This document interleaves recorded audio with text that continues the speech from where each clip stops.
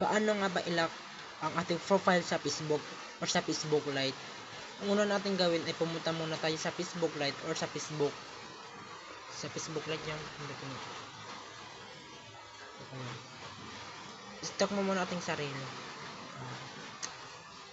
Ito lang At and then i-click yung tatlong 3 dot yung nasa banda sa gilid. At i-click ang lock profile. At click yung lock your profile.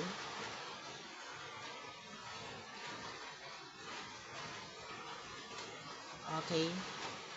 Okay na po.